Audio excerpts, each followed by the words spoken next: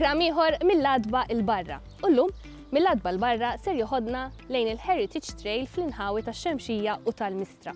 Però qabel nixtieq nagħmel punt żgħir. Xi kultant tmur fil-widien u l-ammont ta' skart illi tara taqbdek dieqa, fridges, plastics, tires, minn kollox ta' min niftakru illi dan il-wirt jekk naturali, jekk storiku, kull ħaġa li għandna hija tagħna. Ħasra għandna nieħdu ħsiebu u għandna nożżuh biex ingawduh. Imma insomma, ħankoplu fuq illum. Mela, illum il-mixja illi ħanamlu il-Heritage Trail tibda propju fl-għolja tax-Xemxija. Fit-triq, ir-ridott triq illi hija imsemmija għalhekk għall-batterija tal-Pwales jew kif inhi magħrufa aktar il-batterija tax-Xemxija għaliex tħares lejn in-nofsinhar. Dan huwa l-kontrarju għal batterija oħra li tinsab fuq in-naħa l-oħra tal-bajja, il-batterija tad-Dellija illi minna ma tfadal f'dalijiet. Din it-tela wieqfa, familjari ma' ħafna minnkom, hija triq antika li tmur lura għal żmien ir-Rumani. U hawnhekk fuq il-lemin tiegħi insibu kappella li hija msemmija l Sant'Anna.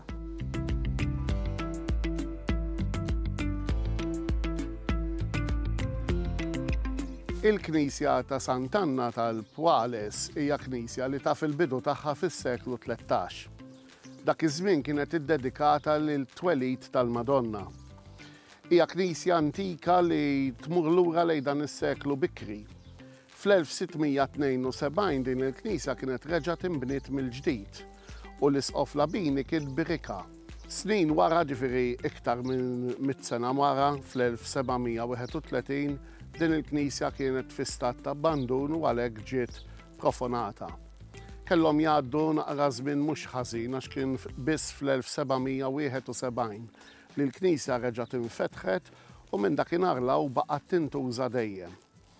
Din hija knisja li għadha tintuża sal-ġurnata tal-lum u f'ċertu okkażjonijiet u fil-festa ta' Sant'Anna issir il-quddiesa tal-festa wkoll. U issa wara dik l-informazzjoni fuq il-kappella ta' Sant'Anna, ejjew miegħi ħalli nibdew din il-Heritage Trail. Tlaqna.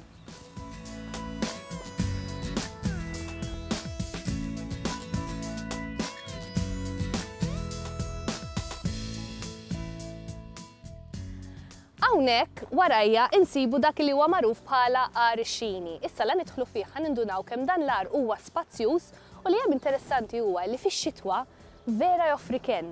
Fil-fatt ukoll fis-sajf ikun hemm arja vera friska u pjaċevoli. Fl-antik dan il-għar kien jintuża mill-Baħrin propju biex jistkennu hemmhekk. Kienu jankraw fil-bajja mbagħad jitilgħu hawnhekk u jistrieħu fuq dik li kienu jsejħula terra ferma.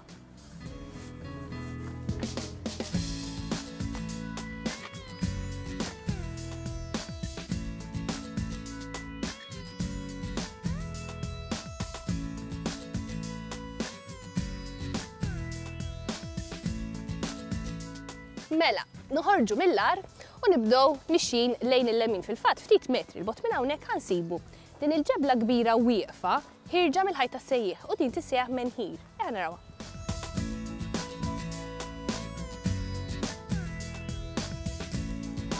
U minn fejn il-menħir issa ħankomplu tilajn it-tela u ser naslu fejn post li jissejjaħ miġbaħ. Din kienet kelma ġdida li llum, dan huwa post fejn kienu jitrabbew in-naħal għall-għasel. Eħ naraw.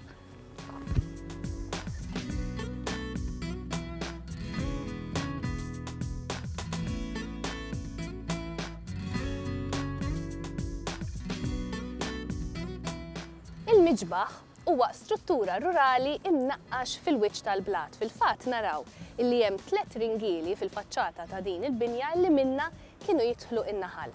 Dan il-miġbaħ huwa wieħed fost diversi oħrajn simili tiegħu f'dan l-inħawi illi jmorru lura għal żmien il-kavallieri jew anki aktar. L-iżjed fdalijiet li forsi tista' jiġbdu l-attenzjoni huma l-imġibaħ.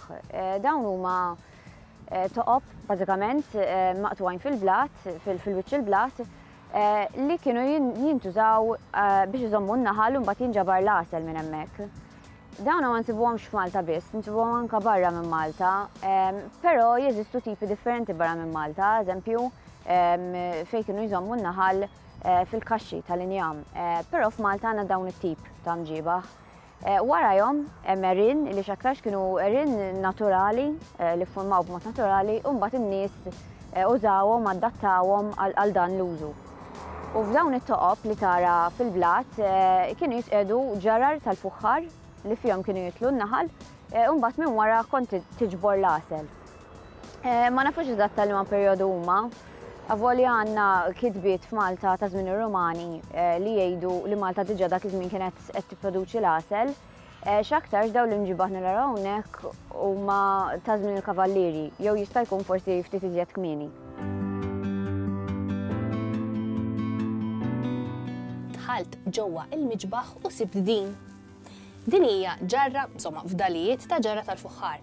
Bħal din kien ikun hawn oħrajn. Fihom dawn il-ġarar in-naħal kienu jagħmlu x-xhieda tagħhom u jinġabar l-għasel.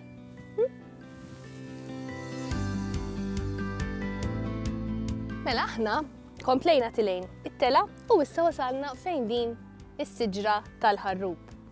Siġra xwejħa illi jekk tħares lejn it-zokk tagħha u lejn il-ġidra jiġifieri il-bażi tat-zokk tagħha tinduna li dis-siġra monumentali għandha mijiet ta' snin. Xi ġmielux?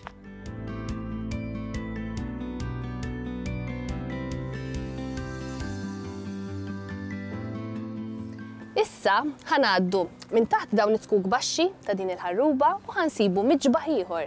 Però din id-darba dan jinsab ġar. Narawh, ara raskom.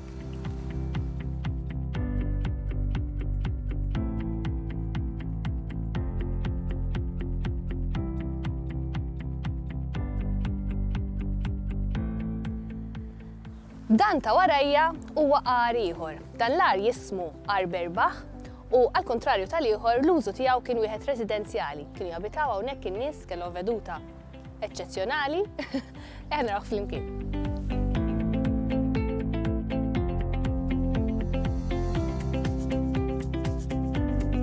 Dawn it-tip ta' fdalijiet juruna kif in-nies kienu jaddattaw għall-ambjent tagħhom. Kemm jaddattaw huma u kemm jaddattaw l-affarijiet li jsibu.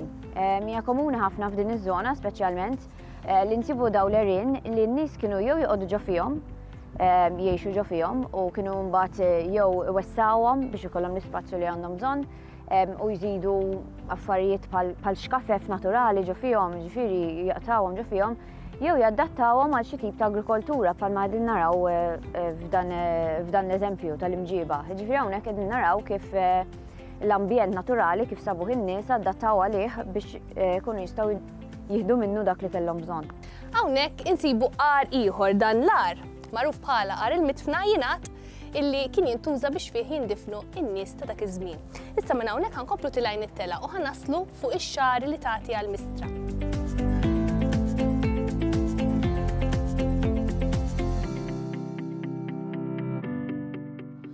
Aħna u tilajn mal-ħajt insibu numru ta' slaleb illi kienu mnaqxa minn pellegrini illi minn hawnhekk kienu jitilqu jimxu u jaslu sas-santwarju tal-Mellieħa. Issa inkomplu tilajn it-tela.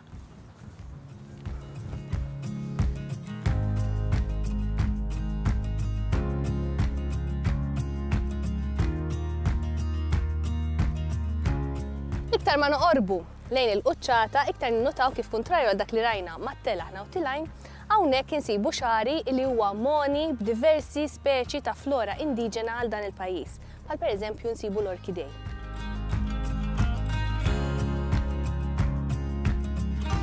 F'dan il-programm qegħdin naraw diversi tipi ta' ekosistemi tipikament Maltin. L-iktar li huwa komuni ħan nitkellmu fuq huwa x-xaj, però fit-tela ta' fejn kien hemm l-erin u l-imġibaħ rajna post fejn kien hemm makja mediterranja fejn għandek is-siġar tal-ħarrub, siġar taż-żebbuġ u diversi arbuxxelli. Fuq l-għolja fejn insibu x-xara insibu biodiversità kbir. Ħafna drabi x-xar naħsbu li huwa pajsaġġ fejn għandu ftit pjanti, però fil-veru sens tal-kelma għandu numru kbir ta' speċi li primarjament naqsmuhom fit-tlieta għandek dawk il-ġeofiti li jiffurmaw basal jew kella tipi ta' eruq u joħorġu fix-xitwa u fir-rebbija, insibu l-pjanti annwali li jikbru u jmutu matul sena u nsibu dawk li huma perenni. Pereżempju f'dax-xahar rajna diversi speċi ta' pjanta komuni li hija is-sata, però nsibu oħrajn bħal ngħidu aħna il-ħadba sewda, l-erika li ikabru dejjem numru ta' speċi ġifieri il-biodiversità taż-żona.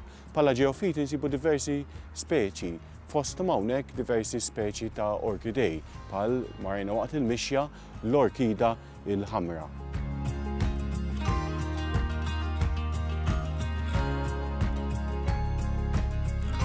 L-orkidej huma pjanti speċjalizzati ħafna.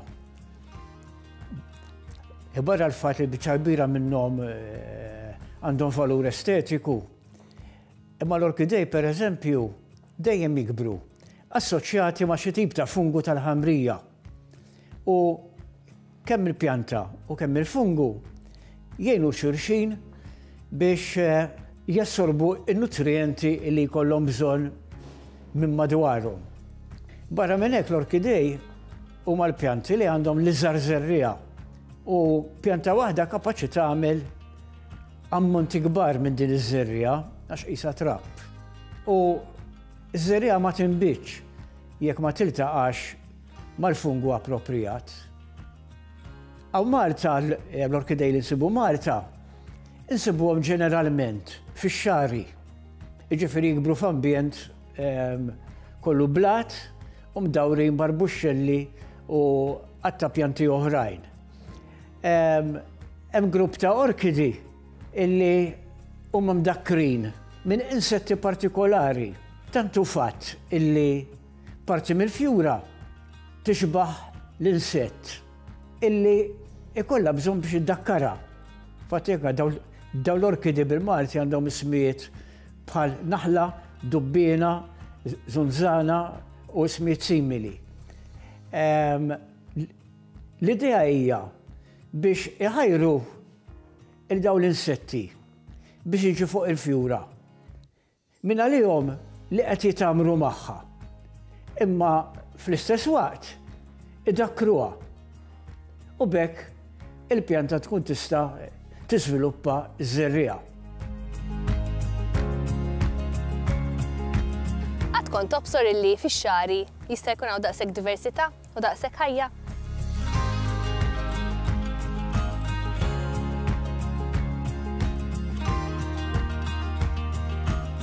Bħala pjanti annwali hawn diversi speċi, hawn dawk li jikbru primarjament fl-adar tal-ilma ħelu li fix-xar jinsibu daw l-irqajja li meta jimtlew fl-ilma jifjorixxu diversi pjanti. Meta jinxfu mbagħad dawn il-pjanti jikbru pjanti oħrajn bħal pereżempju pjanta żgħira li qisha sukkulent li ngħidula il-beżula tal-baqra li mbagħad tagħmel dawn fjuri qishom stilel żgħar u mbagħad tmut għal l-aħħar tar-rebbieqa. Jiġifieri meta nħarsu lejn x-xaj ma nimmaġinawx li huwa xi ekosistema li hija fqira ħafna. Pero għandha ħafna biodiversità u hija importanti daqs ekosistemi oħrajn bħall-bosk. Biss huwa importanti wkoll daqs l-oħrajn li nipproteġuhom u mhux nikkonsidrawhom importanti daqs xi roqa konkrit. Il-pjanti endemiċi huma dawk li huma ristretti għal territorju ristrett. Fil-Kastana huma pjanti li jinstabu Malta biss. Bej wieħed u ieħor hemm bej 20 u 25 speċi. Għax mhix kulħadd jaqbel eżatt li ma minnhom huma endemiċi u li ma mhumiex hekk huma speċi validi jew inkella le. Il-fatt li għandna numru ta' pjanti endemiċi huwa sinifikanti. Għaliex il-Gżejjer Maltin peress li huma maqtuwajn minn artijiet oħrajn, matul il-miljuni ta' snin żviluppaw speċi kemm pjanti u anke annimali imma illi għandhom karatteristiċi uniċi għalihom. U għal daqstant insibuhom f'dawn il-Gżejjer biss. U fil-fatt kważi il-Gżejjer kollha tal-Mediterran għandhom ħafna speċi endemiċi għalihom u ċerti pjanti pereżempju insibuhom għalkemm għandhom territorju ristrett. Per eżempju, barra minn Malta, nistgħu nsibuhom per eżempju Malta u Sqallija, jew Malta u Lampedusa u artijiet oħrajn li jdawruna.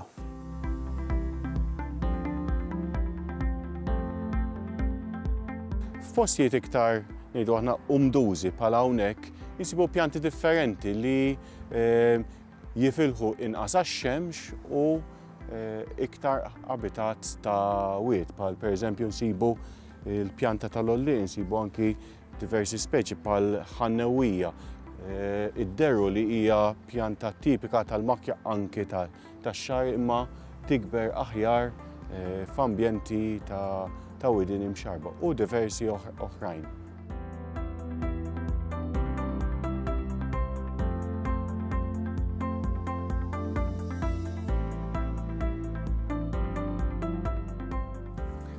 Hawnhekk tistgħu taraw kif diġà qed tidher warajja l-Fortizza ta' Selmun. Issa aħna l-mixja tagħna llum l-hemmhekk ser toħodna, però qabel nixtieq li niksru fuq in-naħa tal-lemin tiegħi għaliex hemmhekk ħansibu fdalijiet ta' tempju. Nixtieqkom tarawh.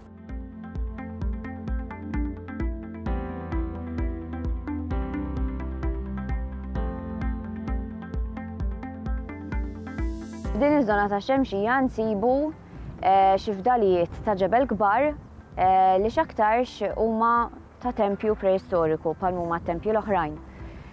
Sfortunatament ftit fadal minn dal-ġebel imma kif tares leħ tinduna mal-ewwel li dan mhux ġebel normali ma huwa tip ta' ġebel kbir li ngħidulu megalitiku li nsibu fit-tempji. Dan nsibu rapporti tiegħu dan it-tempju ma qatt ma ġie skavat fil-passat. Wieħed mir raġunijiet jista' jkun għax hawnhekk m'hawnx font ta' ħamrija li fiha ħassib xi oġġetti forsi tal-fuħħar li ħajdulek iżjed fuq dan it-tempju. Raġuni oħra hija li ħafna mill-ġebel inġar minn dal-post u intuża jew fis-ħitan tas-sejjieħ jew ċaqla minn postu, ġifieri qas nafu eżatt x'forma kellu. Nafu żgur li kien hawn xi tip ta' attività preistorika u xi tip ta' struttura. Madankollu daw il-fdalijiet xorta huma protetti bil-liġi u xorta għall-inqas jtuna idea li kien hawn xi attività hawnhekk f'dak il-perjodu.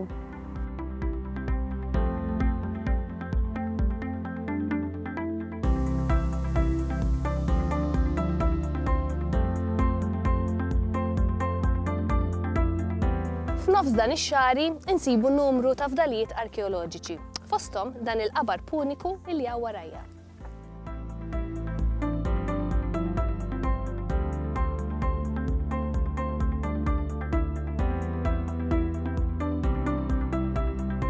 F'din iż-żona ta' Xemxija nsibu ħafna fdalijiet ta' tip differenti. Fosthom insibu żewġ tipi ta' oqbra. Għandna oqbra preistoriċi, hemm seba' oqbra li ġew skavati fil-ħamsinijiet li dawna jgħidulna li kien hemm xi attività hawnhekk f'dan il-perjodu. Insibu wkoll oqbra puniċi tat-tip tipiku puniku Ruman.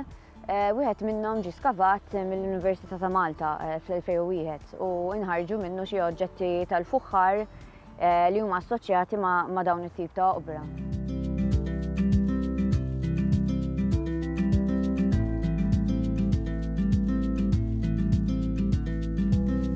Dan ta' hawnhekk huwa gorboċ tal-bdiewa u fih insibu karatteristiċi tipiċi ta' bini bħal dan. Pereżempju, kien tilgħu it-taraċ hawnhekk insibu il-marbat. Dan taw u anke x-xorok bħal qed naraw hawnhekk.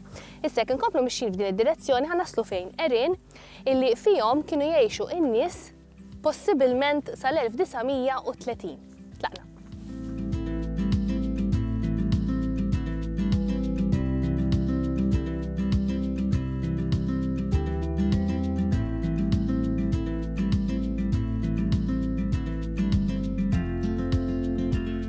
Jien waqaft ftit hawnhekk biex kemm inqermakom inġib lura n-nifs u kif ukoll nammira dil-veduta sabiħa li hawn hawnhekk.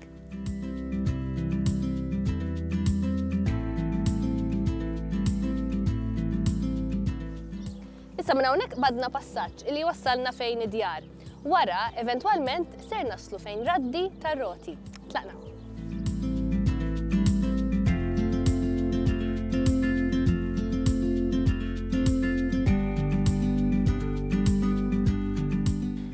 passaġġ li għadna kemm għaddejna minnu jagħti għal fuq il-wied tal-Mistra.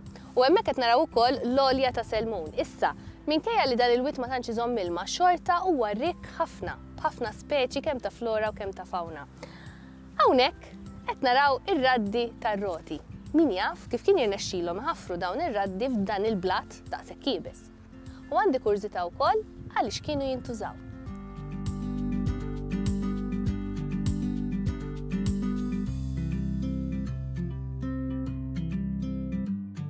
Min fejn ir-raddi issa wasalna fejn din il-pillbox u issa hawn dan il-passaġġ żgħir li wassal għal taraġġ illi x'in ninżlu ħansibu ħajt u warajh ħansibu erin u anki numru ta' fdalijiet Rumani. Tlaqna.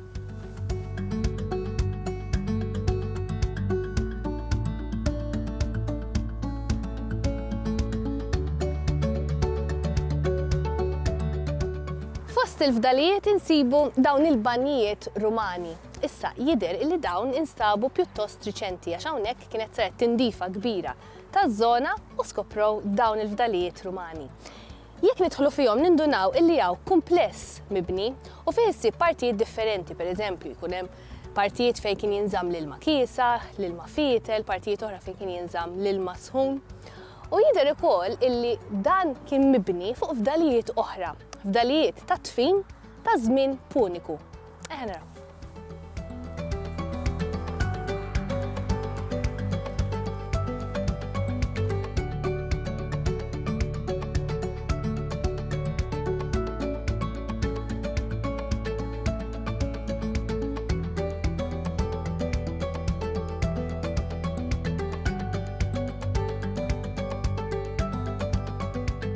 Min hawnhekk tistgħu saħansitra tibqgħu mixin u taslu sal-bajja tal-Mistra, però jiena tant hawn veduta sabiħa hawnhekk illi ddeċidejt illi ħantemm il-programm propju hawnhekk biex ingawdi din il-veduta u jiena niltaqa' magħkom il-ġimgħa d-dieħla fejn ħammorru nimxu fl-inħawi tal-Inwadar fin-nofsinhar ta' Malta. Niltaqgħu il-ġimgħa d-dieħla.